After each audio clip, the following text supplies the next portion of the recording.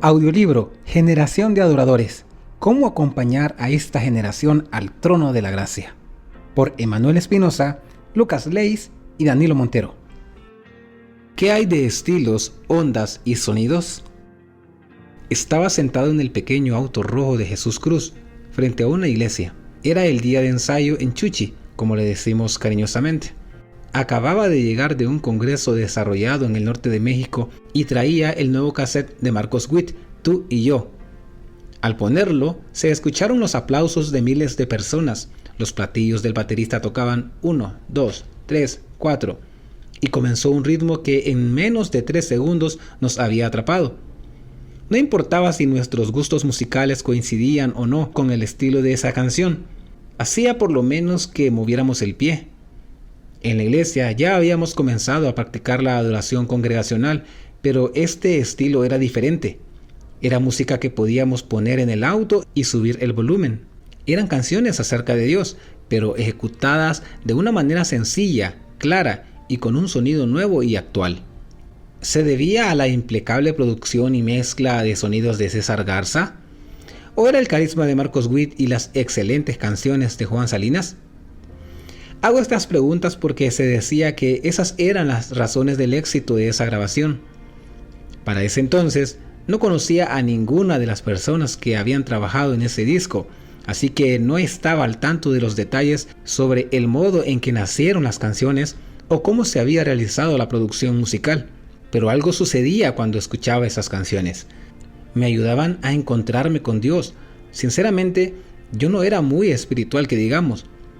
Aunque participaba en la iglesia y tenía un sincero deseo de cambiar, no oraba con constancia y mis encuentros con Dios eran muy esporádicos. Pero esas canciones me hacían volver la vista a Dios. Comencé a entender un poco más de qué se trataba el amor de Dios y no existía otra música que me hiciera sentir eso. A veces ponía ese u otros discos similares tan solo para escuchar lo buena que era esa música, pero casi siempre terminaba deseando conocer más a Dios. Otra cosa que descubrí fue que muchas de esas canciones tenían letras tomadas casi literalmente de los salmos, y esto se sumaba también a la sorpresa de ver lo ricas y poéticas que eran las personas que expresaban su amor a Dios desde hacía miles de años. Esto ocurrió en 1990.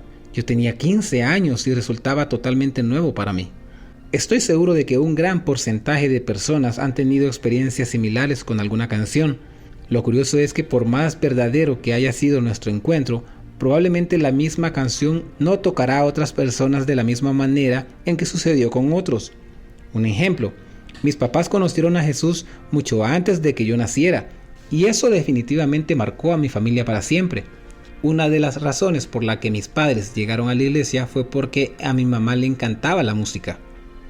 Una vez dentro de la iglesia, le gustaron tanto las canciones que decidió regresar y al poco tiempo aceptó a Jesús.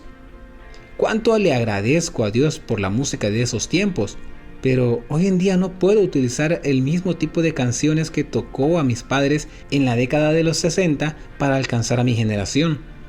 La música que tuvo mucha relevancia para mis papás en su juventud o para mí en mi adolescencia no es la misma que mueve las fibras de los adolescentes de hoy. Actualmente un chico de 10 y 6 años no quiere saber de la música de principios de los 90, porque probablemente le suene muy vieja. En este momento se pueden aceptar sonidos de los años 70 y 80 por la onda retro, pero de los 90 puede ser un poco anticuado. Así como en toda Latinoamérica tenemos diferentes paladares en cuanto a gustos de comidas: asado, pupusas, pizza, salteñas, tacos con picante, gallo pinto, arepas. También existen diversos paladares musicales: baladas, rancheras, cumbia, rock, salsa, merengue, rap, pop, hip hop, que se ha definido por la cultura y el entorno. Mis hijos comen dulces y golosinas con picante. Cuando lo hacen, respiran agitadamente por la boca, les sale cierto líquido por la nariz y buscan algún vaso con agua, pero no dejan de comer sus dulces hasta que se acaban. Yo no me había dado cuenta de que para muchos eso era algo extraño, chile con dulce, hasta que comencé a viajar a otros países y entonces vi que la mayoría de las personas comen sin picante, sin tortillas y sin frijoles. Eso no era comer en México, pues el 99% de nuestras comidas deben estar servidas con esos acompañantes. Cultura diferente, gustos diferentes. En el asunto de la música, el peligro aparece cuando ponemos nuestros gustos musicales como si fueran la voz de Dios y prohibimos cambios porque así no es la música que Dios usó para alcanzarme a mí. O eso no me gusta, así que no es de Dios. Históricamente se cree que antes del siglo IV la iglesia perseguida cantaba en una variedad de sonidos monófonos basados en influencias griegas y hebreas. Imaginemos algo semejante a los cantos gregorianos. En la Edad Media y el Renacimiento la música tomó nuevas alturas con los talentosos compositores de la época, pero se hizo tan complicada que la iglesia quedó afuera del movimiento, ya que solo se volvió espectadora de las increíbles obras musicales y corales. Entonces se levantó Martín Lutero y los reformadores, que querían transformar el mensaje de Dios, haciéndolo accesible a la gente en lugar de predicarlo solamente y transmitirlo en latín. El alemán era el idioma del pueblo para Lutero. Así que entre todas las cosas que ellos hicieron, también comenzaron el movimiento pop, bueno, mejor dicho, popular, en la música. Consistía en hacer canciones que ayudaran a la gente a dirigirse a Dios en lugar de solo ver a otros hacerlo. Los contemporáneos de Lutero lo criticaban por bajar de nivel a la música sacra, pero hoy vemos los resultados del atrevimiento de aquel joven. Podemos imaginar por qué la mentalidad de si resulta, dejémoslo así, o ese estilo es muy moderno, se haya desarrollado en la iglesia. En una ocasión alguien me preguntó, ¿no tienes miedo de que en los conciertos la gente se emocione? Es que el rock te hace despertar inquietudes, inconformidades y pues también me di cuenta de que no se atrevían a decir la palabra, así que le ayudé. ¿Rebeldía? Exacto, respondió mientras abría muy grandes los ojos. Primero, le respondí, las emociones nos las dio el Señor y podemos usarlas. Sí, nos emocionamos en los conciertos de Rojo, pero eso no constituye el clímax de los conciertos. Si ese fuera el propósito del concierto, entonces sería una pérdida de tiempo para la gente y para nosotros. Yo no quiero que se emocionen por lo que Rojo haga o no haga, sino que se emocionen por conocer a Dios. Ser jóvenes también nos lleva a mostrar inconformidad con respecto a las situaciones que vivimos. Pregúntale si quieres a tus padres sobre su juventud. Esto demuestra un deseo de cambio. ¿Qué mejor que encauzar toda esa energía, pasión, inconformidad y voluntad de cambio hacia un conocimiento de Jesús, a vivir para Él y darlo a conocer? En realidad estamos en el mundo, pero no somos del mundo. Y hemos puesto tanto énfasis en decir que no somos, que se nos olvida que estamos.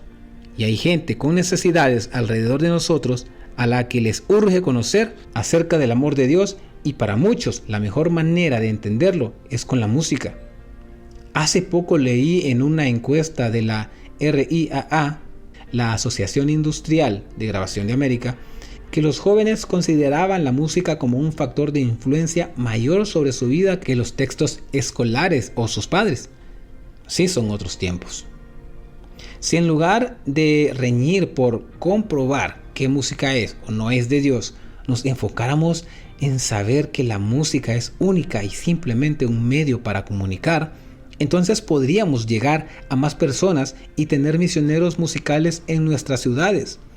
Los estilos pueden, deben y van a cambiar, pero el mensaje central del amor de Dios no. Los salmos, himnos y cánticos espirituales. Colosenses 3:16 habla de animarnos unos a otros y de adorar a Dios de estas tres diferentes formas.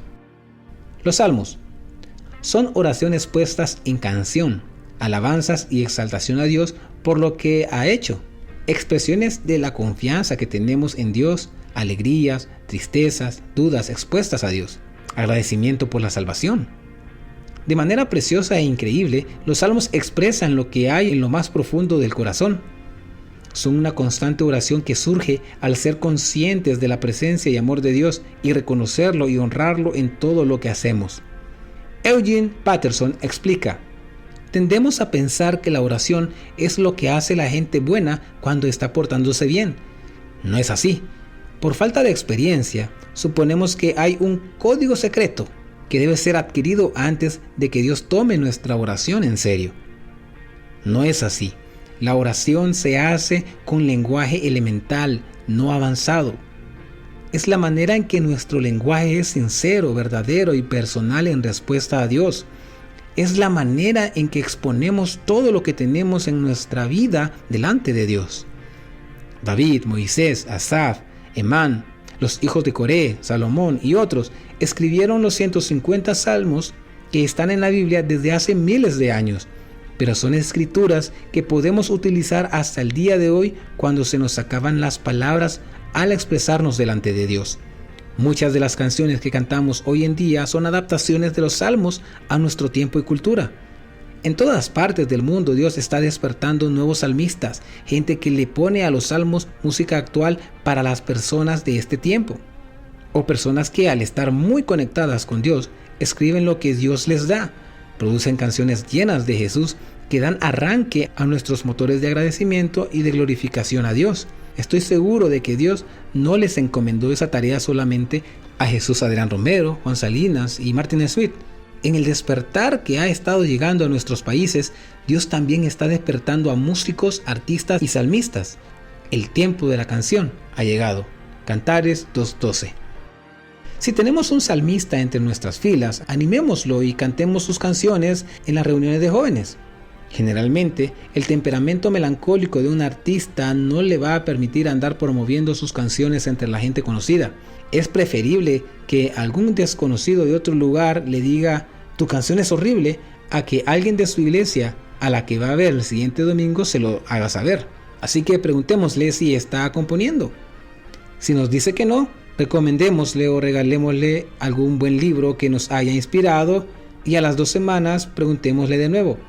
El interés que pongamos en esta persona lo incentivará a explorar más la posibilidad de componer canciones.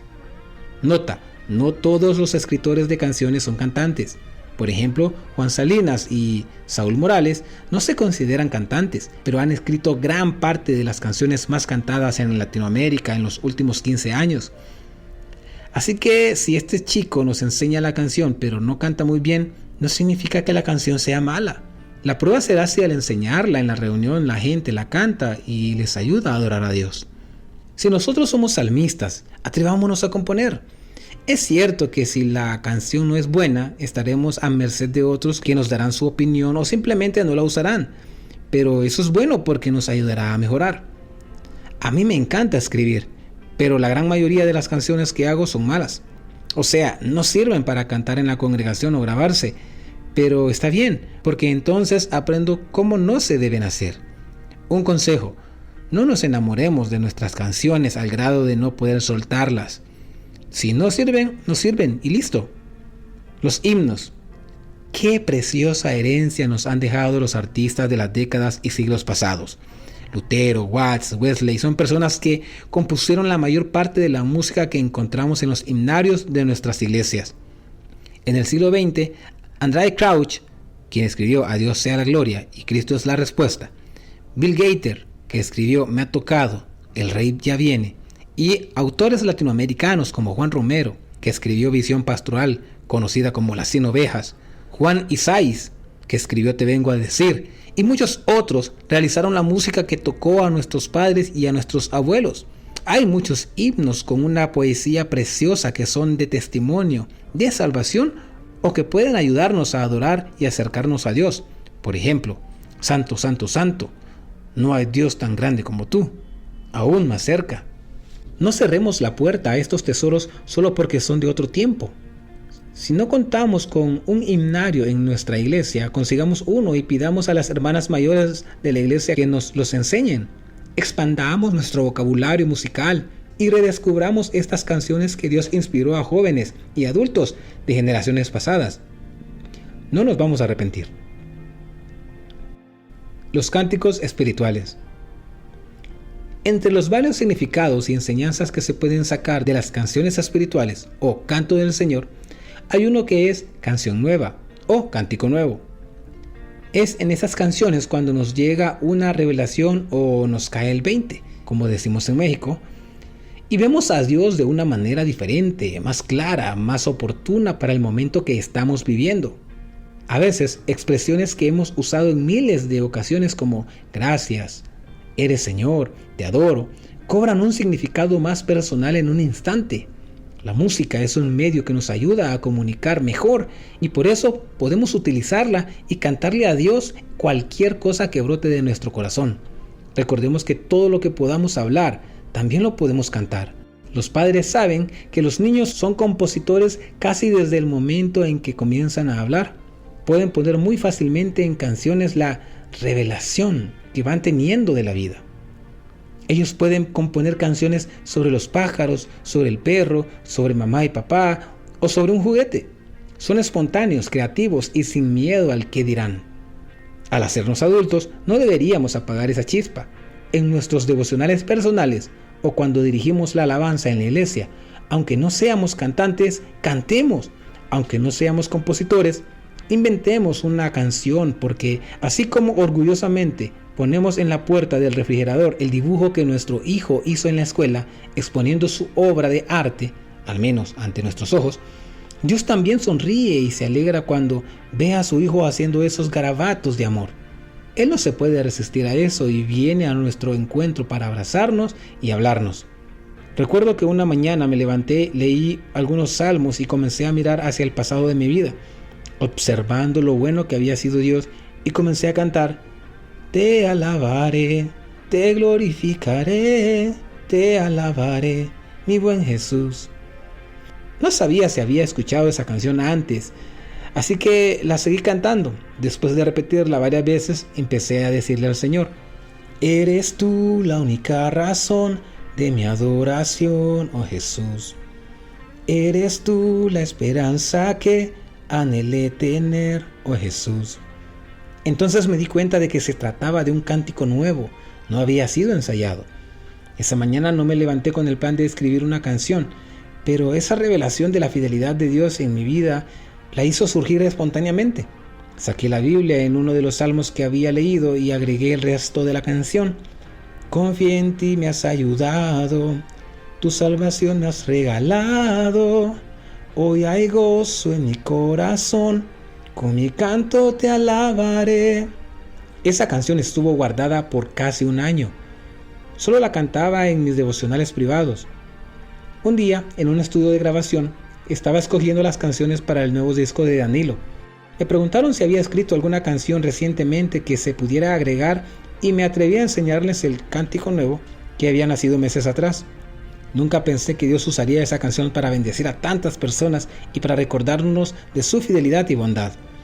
Hay canciones nuevas que Dios nos quiere dar. Quizás no en todos los casos se grabarán o cantarán en la congregación. Tal vez en algunas ocasiones sean 2 o 3 frases que solo usaremos en nuestra devoción personal. Pero el simple hecho de ejercitar nuestro espíritu para cantarle a Jesús y dejar fluir ese amor en lugar de detenerlo por nuestras supuestas carencias, nos ayudará a entrar en otros niveles de adoración a Dios. La adoración personal en células y grupal. La adoración personal es enriquecedora. Generalmente en esos momentos a solas con Dios es cuando Él nos habla de manera íntima, pero también puede hacerlo de forma grupal. Por ejemplo, en células o grupos pequeños también se puede lograr mucha intimidad. Generalmente estamos entre amigos, sabemos qué cosas están viviendo y conocemos la mayor parte de su familia. No hay micrófonos, ni equipos de sonido, ni una banda que respalde ni que distraiga. Los gritos de júbilo o los solos de guitarra no encajan demasiado en una situación así, ya que la atmósfera es diferente. Para mantener estos tiempos de adoración fresco, podemos llevar un pandero y pedir a alguien que sepa aplaudir con ritmo que lo toque. Tengamos cuidado al escoger las canciones y el tono en que las cantamos. Quizás en la reunión de la iglesia podamos dirigir algunas canciones con notas altas, ya que 300 personas pueden subir la voz animándose al cantar con una multitud, acompañados por un equipo de sonido y más instrumentos musicales. Pero al traer esas canciones a los grupos pequeños, las 8 personas presentes no participarán de la misma forma. Lo bueno de la adoración en estas células es que son más espontáneas y si cometemos algún error de tono o de canción, simplemente lo corregimos sin que nuestro rostro se sonroje. No debemos confundir la adoración congregacional conformada por muchas personas con la adoración personal. Hay directores de alabanza que usan la adoración congregacional como si fuera su tiempo devocional con Dios y cada domingo le piden perdón a Dios por sus pecados del fin de semana. Renuevan promesas y lloran casi todo el tiempo de la música, mientras la gente en la congregación resulta espectadora del monólogo del director de alabanza. Si somos los que dirigimos, hablemos con quien dará el mensaje para que las canciones vayan en armonía con el mensaje que él dará. Podemos también agregar alguna canción sobre lo que Dios nos habló en nuestro momento de adoración personal o en la célula esa semana. Nunca olvidemos que muchas personas vienen de atravesar una semana con las responsabilidades y los desafíos cotidianos de la vida y a veces con cargas extra. Quizás esa semana algunos no pudieron asistir a una célula o no leyeron la Biblia como habían planeado. Así que recordémosles del Dios de gracia que nos ama tal como somos y que tiene los mejores planes para nosotros y nuestras familias. Los músicos deben ensayar más, sin descuidar el ser espontáneos. A veces alguna canción se repetirá más veces de lo ensayado o quizás se ligue con otra que se cantó 2 semanas atrás. Debe haber orden, por supuesto, pero hay momentos en que Dios comienza a hablar de una manera específica y, como miembros de un equipo de alabanza, debemos saber fluir en su voluntad. Por favor, no seamos como algunos músicos que he visto que dejan de tocar cuando el líder de alabanza decide extender el final porque así no lo ensayamos. Los músicos deben adorar al Señor con todo el corazón, pero también mantener un ojo en el líder para ver sus indicaciones. La música en la congregación debe ayudarnos a adorar, a despojarnos, a entregarnos a Dios y enfocarnos en Él. Recordemos que no estamos en un concierto, tratando de demostrar nuestras capacidades. En esto debemos ser muy prácticos. Una vez un chico me comentó cuánto lo desesperaba que el pastor no lo dejara cantar las canciones de Rojo con los arreglos originales del álbum en las reuniones dominicales. Así que le pregunté, ¿qué porcentaje de adultos, jóvenes y niños hay en tu iglesia? Me respondió, más o menos 70% de adultos y el otro 30% de jóvenes y niños. Así que le dije, entonces el pastor tiene razón, baja el volumen y la distorsión de la guitarra, si eso está evitando que muchos se concentren en Dios. En una congregación hay muchas personas de diferentes edades, así que utilicemos los instrumentos adecuados. Es de suma importancia tener presente que el equipo de alabanza concurre a la iglesia a servir y no a ser servidos. Así que cooperemos y ayudemos a que la gran mayoría tenga un encuentro especial con Dios, tan especial que los incentive a tomar buenas decisiones en su vida espiritual, emocional y física durante esa semana. Por último, nunca olvidemos que cuando estamos juntos adorando al Señor hay bendición y vida eterna. Salmo 133. Experimentamos un poder grandísimo cuando estamos unidos declarando la fidelidad y las grandezas de Dios. No se trata de cantar mientras llega la gente. Es un privilegio enorme el que tenemos, así que no lo tomemos a la ligera. No nos desenfoquemos. No importa en qué lugar esté ni cuántas personas hayan. Si estoy al frente dirigiendo y tratando de ayudar con la música a las personas en su adoración a Dios, siento que mis sentidos se ponen más alerta. Aunque haya miles de personas, puedo notar quién está cantando y quién no. Puedo ver cuando alguien está enfadado o indiferente, cuando alguien bosteza o va al baño. Noto a aquellos que tienen los brazos cruzados y la mirada desafiante, como diciendo, bendíceme si puedes. Veo a los que participan con todo el corazón y a los otros que se dedican a observar qué peinado trae la hermana Gertrudis. Pero además, debo atender al 100% las letras de las canciones, tocar un instrumento y por sobre todo, evitar que mi adoración sea de la boca para afuera. En medio de todo eso, mi gran interés es que la gente responda y pueda adorar a Dios con todo el corazón. Sí, es importante que la gente responda, pero la pregunta aquí es, ¿a qué están respondiendo? Cuando uno está en la plataforma y ve que la gente está distraída y estresada por cuestiones de trabajo o personales, definitivamente ayuda mucho el recordar quién es Dios y quiénes somos en Él. Entonces, una escritura nos ayuda a quitar el enfoque de nuestra persona y poner el foco en Dios. Pero, ¿qué pasa cuando eso no resulta? ¿O si la canción no produce el efecto que esperábamos? Es entonces cuando empezamos con los famosos den un grito de júbilo, repitan después de mí, ¿cuántos dicen amén? Salta para Cristo, u otra frase hecha. No me malinterpreten. Estoy de acuerdo en usar herramientas que nos faciliten la posibilidad de ayudar a la gente a tener un encuentro con Dios, pero ¿medimos las cosas por los aplausos que hay al final de la canción? ¿Sacamos el llorímetro para ver si la adoración resultó exitosa? Cuanto más personas lloren, tanto más poderosa habrá sido la adoración. A veces nos preocupamos demasiado de que la gente responda como esperamos y terminamos olvidando que no todos responden de la misma manera y que en definitiva la adoración no tiene que ver con los resultados que nosotros esperamos, sino con los que espera Dios. La verdadera adoración no es tanto lo que sucede en ese tiempo de adoración en la iglesia, sino lo que hacemos después. Lo que sucede es que cuando se es músico resulta fácil adorar la música y olvidar que el foco es Dios y no la reunión ni la música. Sí, debemos hacer producciones musicales y artísticas con excelencia, pero solo Dios es digno de nuestra verdadera adoración.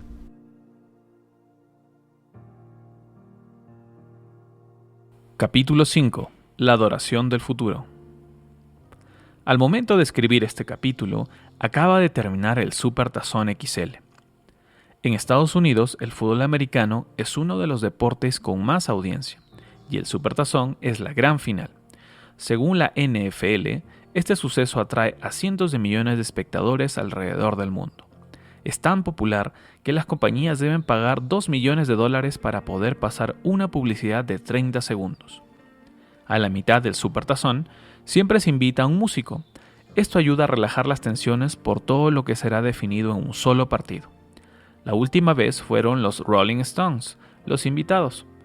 Crecí escuchando la música que a mis hermanos mayores y mis padres escuchaban, pero los Stones no eran parte del repertorio en casa. Aparte de los documentales que había visto sobre ellos, no conocía mucho de su música, así que estaba expectante de escuchar por primera vez sus canciones completas. En los 12 minutos de participación que tuvieron, casi no pude parar de reír. No me estaba burlando, sino que simplemente no podía creer que esa fuera la música de los rebeldes de los 60. Elvis y los Beatles, considerados un escándalo en su tiempo por demasiado locos, ahora nos parecen suaves y agradables. Cuando escucho la música de la época de mis padres y la comparo con la música que me gusta escuchar a mí, no puedo evitar pensar, ¿qué irán a escuchar mis hijos dentro de 20 años? Algunas personas se asustan pensando en cómo será la iglesia dentro de pocos años. Dicen de los jóvenes, mira el modo en que se visten, mira cómo les gusta, son unos rebeldes, no tienen dirección. Pero hay una nueva generación de chicos y chicas que con otra apariencia y distintos estilos están predicando de Jesús claramente a su generación. Muchos expertos han escrito libros que nos ayudan a ver esto de una manera más clara y nos llevan a entender que Dios está levantando una nueva generación de líderes y siervos. No deben faltar en nuestra biblioteca personal, por ejemplo, Viene David, de Lucas Leis, y La generación emergente, de Junior Zapata. En medio de los cambios y de lo que acontece en todo el mundo, Dios no pierde el control y seguirá usando gente por su gracia y misericordia. Así como Dios nos usa a nosotros, a pesar de cómo somos, también Dios usará a los chicos y chicas atrevidos que estén apasionados por Él y tienen compasión de la gente. Mis planes para ustedes solamente yo lo sé, y no son para mal uso, sino para su bien. Voy a darles un futuro lleno de bienestar. Jeremías 29:11 BLA. Dios está al pendiente de nuestro futuro. El Salmo 139 dice que Él supervisa cada fase de nuestra formación. Es a Él a quien le interesa nuestra vida y nuestro futuro. Podemos levantar la cabeza, ver el cuadro global, no solo nuestros pequeños planes y agendas, respirar profundo y ver que Dios está movilizando a su cuerpo, de todas las edades, a realizar cosas para Él y a no ser solo espectadores, sino parte de su movimiento. Una vez escuché a un predicador decir que nos convertimos en adoradores de un mover de Dios específico. Generalmente, al mover en el que conocimos a Dios, le hacemos un monumento y no queremos saber nada más sobre lo nuevo que Dios está haciendo. Yo creo mucho en mi generación y veo un futuro brillante y lleno de emoción. Esta generación hará cosas que otras generaciones no han hecho, no porque sea mejor que la generación anterior, sino porque estamos en otro tiempo de Dios. Lo que otras generaciones sembraron hasta con su misma vida, ahora dejará ver sus resultados. ¿Cómo no vamos a estar expectantes del futuro? Dentro de este futuro emocionante hay cosas que decididamente van cambiando y debemos ser parte de ellas también. Los mentores y consejeros. En la vida hay dos maneras de aprender. Una es a través de nuestra propia experiencia y la otra dejándonos guiar por mentores o consejeros, es decir, la experiencia de otros. Estoy convencido de que muchos de los errores que cometemos suceden por ignorar algún consejo. Deberíamos aprender siempre de los errores de otros. Ellos ya pagaron con un precio lo que saben y conocen, y si escuchamos con atención, nos pueden ahorrar una gran parte de sufrimiento en la vida. Por eso no se trata de ancianos contra jóvenes o jóvenes contra ancianos. Los jóvenes deben escuchar y aprender de los mayores, tanto como ellos puedan inspirarse y también aprender de los jóvenes. Josué tuvo a Moisés, Eliseo a Elías, Timoteo a Pablo. No desaprovechemos la oportunidad de tener un par de buenos consejeros. Dios nos hablará a través de ellos. Disposición a pagar un precio. Vivimos en un tiempo en el que todo es urgente, a tal punto que a veces decidimos, si Dios me va a usar, vale más que se apure porque tengo planes. Aunque se avecina un futuro emocionante, debemos saber que solo vendrá con un costo. En la parábola de los talentos, en Mateo 25 del 14 al 30, aprendemos que a los que son fieles con lo que tienen se les dará más, y a los que no usan bien lo que se les ha dado, lo poco que tengan se les quitará. Dios quiere ver si estamos dispuestos a ser usados por Él en lo pequeño y en lo secreto. Recién entonces, Él nos dará más responsabilidad. Un buen consejo es que comencemos con las zorras pequeñas. Por ejemplo, si no tenemos tiempo para leer más, entonces miremos menos televisión.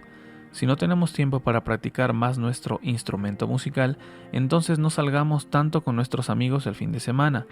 Si no tenemos tiempo para estar con Dios a solas, entonces hablemos menos por teléfono o naveguemos menos por internet. Adoptemos estas cosas prácticas, paguemos el precio. Nada es gratis. Recuperación de las artes. Dios no está en contra del arte. Él es un artista por excelencia. Lo que pasa es que cuando el enemigo utiliza una determinada expresión artística, enseguida se la adjudicamos a él y se la prohibimos a los jóvenes. Pero nada de lo que existe es del diablo, sino de Dios. Colosenses 1 del 16 al 17, versión Reina Valera, dice: Porque en él fueron creadas todas las cosas, la que hay en los cielos y las que hay en la tierra, visibles e invisibles, sean trono, sean dominios, sean principados, sean potestades. Todo fue creado por medio de Él y para Él. Y Él es antes de todas las cosas, y todas las cosas en Él subsisten. ¿Cómo me inspira el libro La generación emergente de Junior Zapata? Una de las cosas que Junior comenta es que la iglesia estaba a la vanguardia de las artes, hasta que, de forma gradual, los íconos, las estatuas, pinturas de Jesús y otros símbolos cristianos se convirtieron en objetos tan importantes para algunos adoradores que los llegaron a igualar a la oración y la fe. La gente empezó entonces a orar a estos íconos y a esperar milagros de ellos. Entonces entró Lutero en escena con el movimiento de la Reforma, condenando la idolatría. Sin querer, nos apartamos del arte, porque separarse del arte que la gente utilizaba para idolatría significaba separarse del mundo. Pero hoy en día, Dios está levantando en todos los países artistas que utilizan el arte como medio para expresar la grandeza de Dios. ¡Vamos, mis artistas! ¡Se viene lo bueno! El músico y la iglesia. Algunos músicos dicen: Jehová es mi pastor. Cuando les preguntan quién es su pastor, parece muy sencillo, pero no hay lugar para llaneros solitarios en el reino. No debemos dejar de congregarnos. En Hebreos 10:25 lo indica. No se trata simplemente de unirnos a una iglesia, sino de que en el momento de reconocer a Jesús como nuestro Señor, somos agregados al cuerpo de Cristo y el cuerpo tiene diferentes funciones. En 1 Corintios 12 al 13. Cuando uno anda solo, existe el peligro de confundir lo usado que soy con lo maduro que soy espiritualmente. Por eso es importante estar firmemente relacionado con nuestra iglesia local, alimentándonos, conviviendo y sirviendo en la congregación. No hace falta que nos cambiemos de iglesia. Seguramente Dios nos tiene en el lugar indicado para aprender, crecer y servir. Si creemos que no nos comprenden, entonces tratemos nosotros de comprender. Si vemos desunión, trabajemos por la unidad. Si faltan instrumentos o equipos de sonido, utilicemos lo que hay. Ser fieles, ¿no es cierto?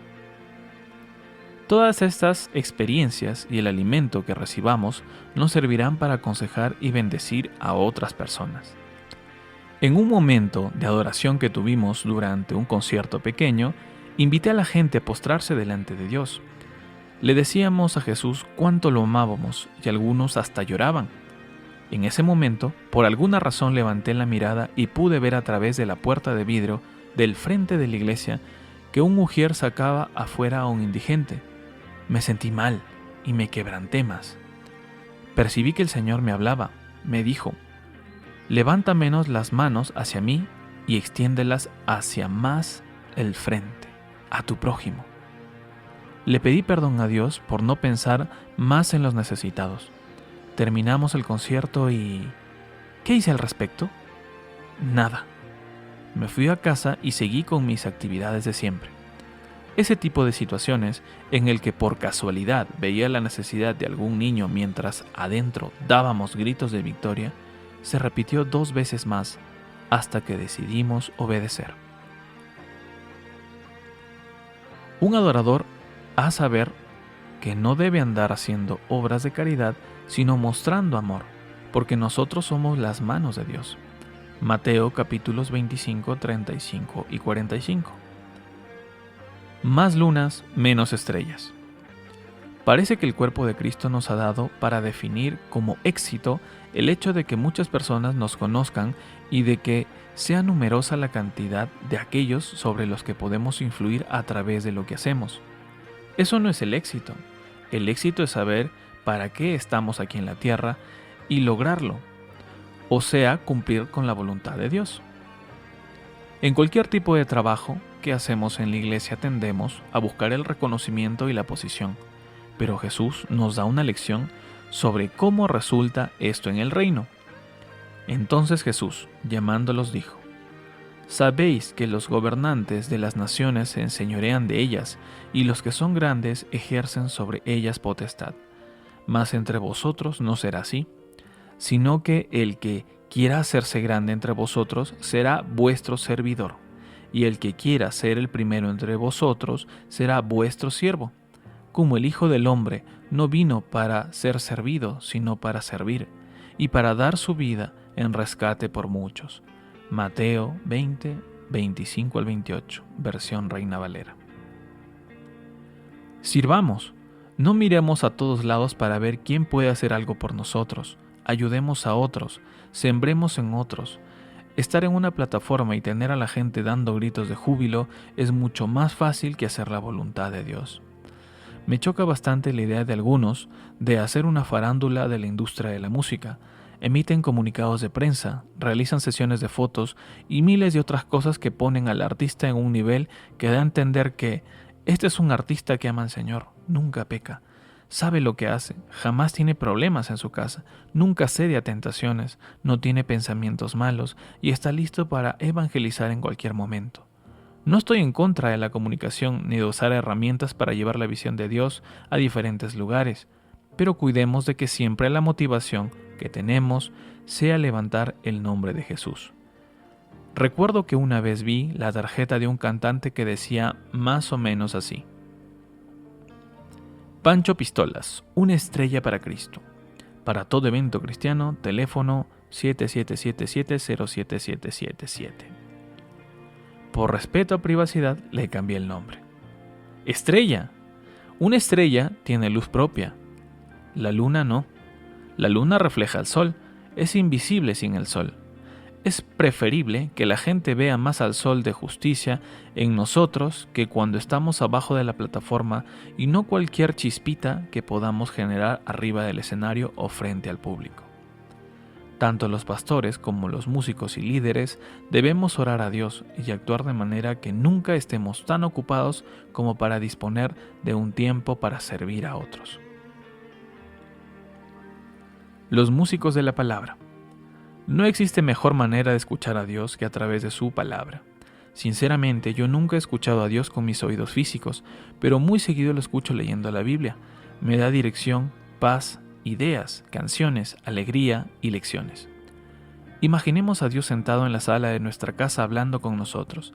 Así de poderosa y práctica es su voz al leer la palabra. Es viva, específica para el tiempo, rema. Y la situación que estamos viviendo en chicos y chicas que comienzan a enamorarse de Dios y quieren escucharlo. Por eso se zambullen en la palabra para conocer a Dios y que Él los conozca. Los estilos de música pasarán, las nuevas revelaciones de liderazgo también pasarán, pero su palabra no pasará, como indica Mateo 24:35. Si tenemos a un músico bajo nuestro liderazgo, invirtamos en él, enseñémosle, preguntémosle cómo le está yendo. Enseñémosle principios de Dios. Si estamos aprendiendo o estudiando cosas de la palabra, invitémoslo a realizar ese viaje junto con nosotros. No importa que algunas veces no seamos los expertos que tienen todas las respuestas. Capítulo 6. Más allá de la música.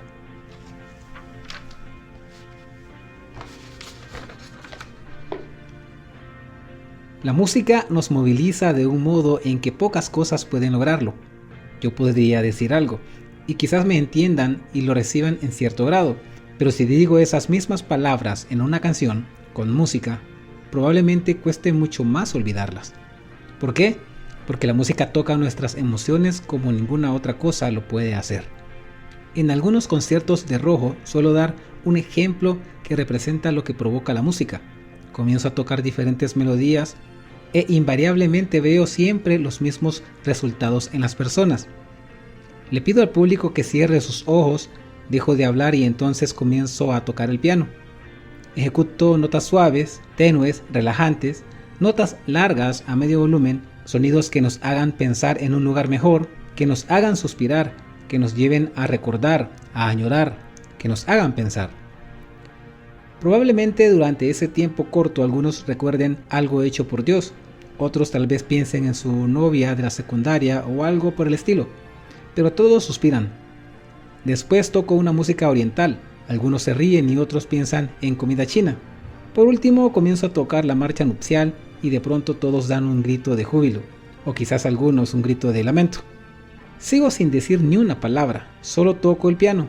No explico de qué se trata la música antes de tocarla, simplemente la toco y la gente responde.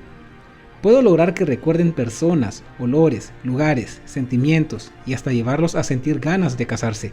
Todo eso por unos simples sonidos en el piano. Ese impacto que la música produce en los seres humanos actúa de manera increíblemente similar en casi todas las personas del mundo. Es muy extraño encontrar a alguien al que no le guste la música. Podemos ver conciertos en televisión o asistir en persona, pero siempre experimentamos cosas como esas.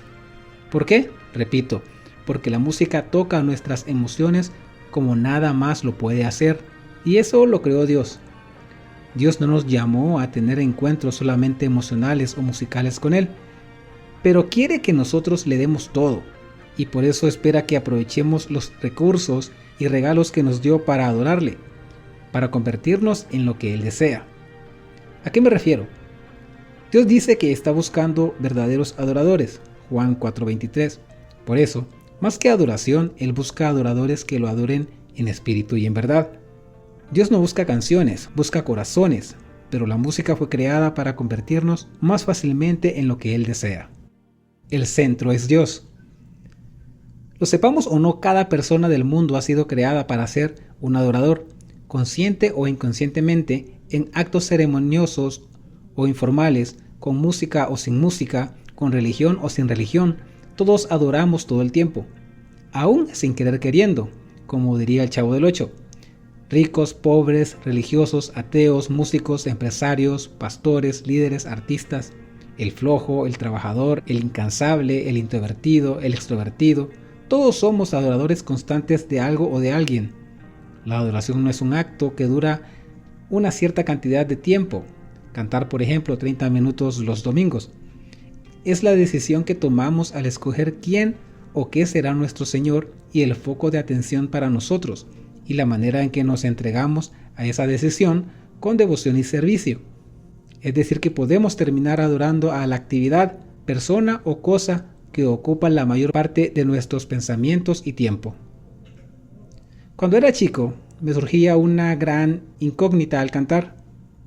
Ven y toma el trono de mi corazón, porque sinceramente en la iglesia sentía muchas ganas de poner a Dios en el trono de mi corazón, sobre todo cuando colocaba mi puño derecho en el pecho, agachaba la cabeza, cerraba los ojos y fruncía el ceño mientras lo cantaba. Pero no sentía las mismas ganas en la escuela, cuando enfrentaba mis tentaciones, o incluso ni me acordaba de Dios hasta el momento de pedirle perdón para que no me creciera la nariz. ¿Cómo hago entonces para no ubicar mis egoísmos, mis capacidades, mi trabajo, alguna chica, mis sueños, mis talentos, mis planes o mi llamado en el trono de mi corazón? Las preguntas que nos ayudan a analizarlo son: ¿para qué hago lo que hago? ¿Y cuál es mi motivación? Descubrir qué es lo que nos mueve a realizar lo que hacemos resulta vital, y si contestamos con sinceridad esas preguntas, las respuestas nos inducirán en nuestro accionar. Esto nos debería llevar más allá de confeccionar una lista de prioridades. Nos tendría que introducir al encuentro con Dios y llevarnos a entender que si Él no se halla en el centro de nuestra vida, fracasaremos entonces en todo lo que emprendamos para producir un fruto espiritual, si no tomamos la decisión diaria de ser crucificados con Él. Gálatas 2:20. Perderemos el enfoque. Un esposo no lo es solamente cuando está con su esposa. Una mamá no lo es solamente cuando está con sus hijos. Un adorador no es solamente cuando hay música. ¿Qué ponemos en el centro? Tenemos que enseñar a esta generación que Dios debe ser el centro de nuestra atención, el foco de nuestra vida y la fuente de nuestra canción más constante. Ser agradecidos. En Romanos 1, Pablo nos cuenta cómo comienza la decadencia del carácter, de la moral y de todo lo bueno. Dejar de ser agradecidos con Dios. Versículo 21. Pareciera que cada vez se utilizan menos las palabras por favor y gracias. Pero nosotros debemos ser las personas más agradecidas del planeta. Los jóvenes observan nuestra actitud y escuchan nuestras palabras. Agreguemos la palabra gracias a nuestro vocabulario. Si el Señor responde a nuestra oración, digamos gracias. Si no responde, también digamos gracias. Cuando el Espíritu inspiró a Pablo a escribir den gracias a Dios en toda situación, 1 Tesalonicenses 5:18, no significaba dar gracias por todo, sino dar gracias a pesar de todo. Dios nunca pierde el control de las cosas. Por eso seamos agradecidos con Él, pues va a cumplir lo que prometió. Una atmósfera de agradecimiento es vital para levantar una generación de adoradores. Conocer más sobre el amor de Dios nos acerca a Él. La primera vez que escuché decir a uno que hay gente que tiene un Dios muy chiquito, pensé que en cualquier momento lo vería aniquilado por un rayo. Pero ahora lo entiendo. Dios no quiere alejarse o dejar de manifestar su amor. Es nuestra ignorancia la que nos impide adorarlo con entrega y conocerlo más. Debemos conocerlo más. Nuestra adoración a Jesús es siempre una respuesta a lo que Él es, o más bien, o como percibimos que Él es. Si lo vemos pequeño en nuestros corazones y mentes, nuestra respuesta a Él y a su amor permanecerá mínima, mecánica y hasta mísera. Pero entre más y más lo veamos por quien verdaderamente es, conscientes de lo que ha hecho por nosotros, derramar nuestras vidas y recursos será una respuesta de alegría y el deseo de nuestro corazón. ¿Alguna vez has hecho el ejercicio de mencionar los nombres de Dios en algún lugar fuera de la iglesia? Si la respuesta es no, te invito a que practiquemos con algunos de esos nombres. Él es Dios, Señor, Salvador, amigo, sustento, refugio, fortaleza, Rey de Reyes, fiel, justo, mi abogado, consejero, roca firme, castillo fuerte, sanador, consolador, libertador, amor, guerrero, paz, mi estandarte, Padre, guía. Cuando lo hacemos, vemos la vida y las circunstancias de otra manera, porque levantamos el único digno de adoración. Algunas veces al despertar en la mañana veo la lista de lo que debo hacer y comienzo inmediatamente a trabajar en ello.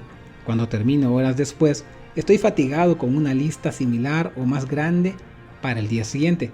Pero en otras ocasiones que estoy, por ejemplo, en la fila del banco, me enfoco en la razón por la que estoy allí y decido empezar a pronunciar los nombres y lo que Él ha hecho y hará por mí.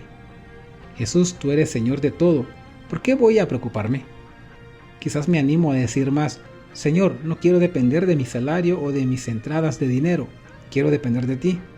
Si debo retirar a mi hijo de la escuela o tengo que manejar por un buen tiempo, hago el mismo ejercicio y de esa manera se enciende la fuente de agradecimiento de la que hablamos antes y comienza mi adoración.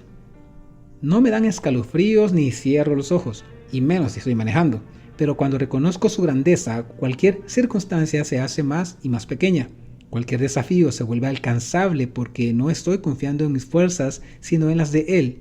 Cuanto más lo conozcamos, más dependientes de Él nos haremos. En su libro Creados para Adorar, mi amigo Mike Herron dice que el amor no es amor hasta que se expresa. No se puede enseñar de afuera hacia adentro. Uno no debe enseñar el propósito de amar antes de enseñar la expresión de amor. Una vez que el propósito de amar a Dios es comprendido, la expresión de amor a Dios será espontánea y sin fin. Cuando uno ve todo lo que Dios ha hecho y todo lo que Él es, no puede quedarse quieto, sino que lo adora y de manera constante. Lo que necesitamos es ser perceptivos y estar expectantes en reconocimiento y admiración delante de su presencia. Eso es lo increíble de la vida. Cada experiencia, cada relación, cada momento que vivimos tiene el potencial de enseñarnos de Dios y darnos motivos para adorarlo. Incluso si hemos pasado por momentos difíciles, dolorosos o amargos en la vida, Dios es tan increíble que hasta usa esos momentos para acercarnos a Él para que lo conozcamos más. Estemos alerta, no desaprovechemos las oportunidades y otros nos seguirán. Desde que somos padres, Linda y yo hemos descubierto más y más detalles de la grandeza infinita de Dios. Angelo, Mike y Eric nos enseñan sobre el amor de Dios y su gracia en todos los aspectos de nuestra vida. Estoy seguro de que Dios nos ha rodeado a todos de oportunidades para escucharlo y adorarlo. Busquemos esos momentos y adoremos en todo tiempo, como dice Pablo. Oren sin cesar. 1 Tesalonicenses 5:17. Un acto de amor. Dios merece toda nuestra vida. Él merece toda nuestra adoración. No hay manera de pagar completamente el amor que Él nos ha dado, porque el Espíritu que Dios les ha dado no los esclaviza ni les hace tener miedo. Por el contrario, el Espíritu nos convierte en hijos de Dios y nos permite llamar a Dios Papá. Romanos 8:15. Nunca le cantaremos lo suficiente, ni lo serviremos lo suficiente o lo adoraremos lo suficiente. Y al expresarle nuestro amor lo haremos de manera diferente en otras personas. Algunos lo harán calladamente, otros escandalosamente, pero ese amor, más que una iniciativa propia, es una reacción de lo más profundo de nuestro corazón en respuesta al amor extremo que Dios nos tiene. Así funciona la adoración. En medio de todo ese amor de Dios a nosotros y de nosotros a Dios, Él quiere seguir moldeándonos y haciéndonos como Él es. Nunca detengamos a Dios de trabajar en nuestro corazón solo porque estamos en una plataforma o por realizar algo muy visible. Recordemos el tiempo en que Dios nos llamó.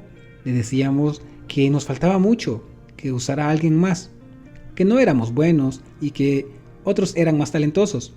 O quizás hayamos pensado lo contrario en un comienzo y pronto nos dimos cuenta de nuestra equivocación. Pero Dios, de todos modos, en su infinita gracia y misericordia, insistió, nos llamó y creyó en nosotros. Los invito a convertir en un hábito el decirle a Jesús, ¿qué importa si mis talentos no me hacen popular? ¿Qué importa si un día no hay música? ¿Qué importa si no puedo cantar? Mi corazón y mis acciones cantarán a todo volumen. Sigamos leyendo acerca de cómo llevar a esta generación al trono de la gracia de Dios.